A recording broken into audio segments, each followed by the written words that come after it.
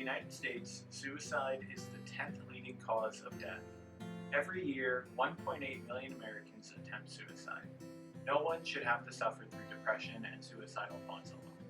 For National Suicide Prevention Month 2020, let us come together as a community and support each other. Mental illness affects 46.4% of people in their lifetimes. Too often, there's a stigma surrounding mental health, and we try to avoid conversations about it. However, mental health is just as serious and necessary as physical health. There's no shame in seeking out resources like therapy and counseling if you feel like you need it. Many factors contribute to our mental well-being. These can range from self-image and isolation to more systemic issues like employment, housing, and healthcare access. While some of these issues may seem difficult to overcome, we can still create a safety net of mutual support for everyone's mental health. There are many ways to build this safety net within our communities. Become aware of the signs of depression and suicidal intentions amongst your family and friends. These signs include a sudden withdrawal from social activities, recent trauma, reckless and dangerous behavior, and preparations, such as giving away personal possessions or visiting many family members and friends. If you think someone close to you is having suicidal thoughts, don't be afraid to ask them if they are thinking of suicide. Let them guide the conversation and make sure you come prepared with resources to provide them. You can become trained in mental health first aid as well. Many training sessions are offered at little or no cost. In addition to looking out for your friends and family, make sure you're taking care of yourself as well. Self-care is important to keep in mind, as it is easy to stretch ourselves too thin trying to manage everything in our lives. This is especially important in the past year, with the ongoing stresses caused by COVID-19. Here are some tips you can use to practice self-care.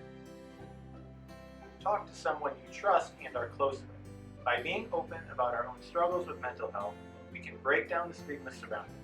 You'll also be able to build your support network. It's okay to take a small break from daily stresses every now and then. It's important to remember that taking time for yourself does not make you selfish.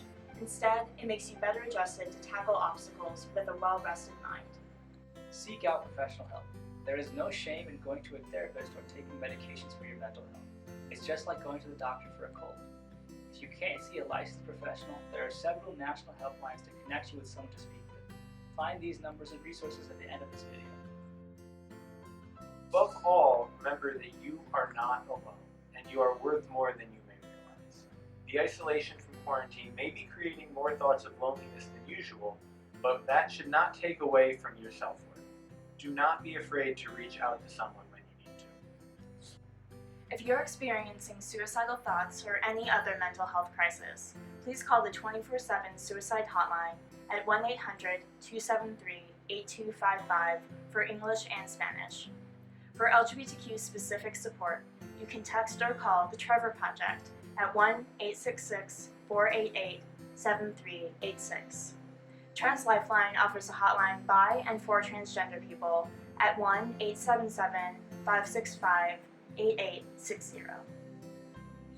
If you are experiencing domestic violence, call or text 1-888-774-2900 for assistance in English and Spanish. Visit ctsafeconnect.org for further resources. If you are experiencing sexual violence, call 1-888-999-5545 for English and 1-888-568-8332 for Spanish assistance. Visit endsexualviolencect.org for more resources. If you are experiencing an emergency, call 911 when it is safe to do so.